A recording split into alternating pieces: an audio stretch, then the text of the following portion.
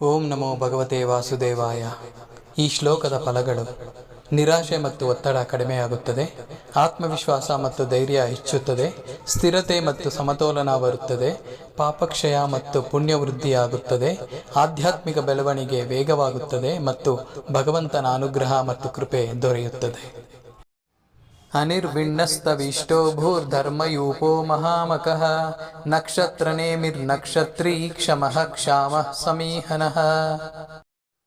ಅನಿರ್ವಿಣ್ಣ ಸದಾ ಚೈತನ್ಯದಿಂದಿರುವವನು, ಸ್ತವಿಷ್ಟ ಅತಿ ಮಹತ್ತರ ರೂಪ ಹೊಂದಿರುವವನು, ಭೂಹು ಭೂಮಿಯ ಸ್ವರೂಪ ಎಲ್ಲ ಜೀವಿಗಳ ಆಧಾರ, ಧರ್ಮಯೂಪ ಧರ್ಮವನ್ನು ಸ್ಥಾಪಿಸುವ ಯಜ್ಞಸ್ತಂಭದಂತೆ ಇರುವವನು, ಮಹಾಮಕಃ ಮಹಾಯಜ್ಞಸ್ವರೂಪಿ, ನಕ್ಷತ್ರನೇಮಿ ನಕ್ಷತ್ರಗಳ ಚಕ್ರದ ಕೇಂದ್ರವಾಗಿರುವವನು, ನಕ್ಷತ್ರಿ ನಕ್ಷತ್ರಗಳನ್ನು ನಿಯಂತ್ರಿಸುವವನು, ಕ್ಷಮಃ ಕ್ಷಮಾಶೀಲ ಸಹನಶೀಲನು, ಕ್ಷಾಮಃ ತಪಸ್ಸಿನಿಂದ ಮಹತ್ವ ಹೊಂದಿರುವವನು, ಸಮೀಹನಃ ಸೃಷ್ಟಿ ಸ್ಥಿತಿ ಲಯ ಕಾರ್ಯಗಳನ್ನು ಸಾಧಿಸುವವನು.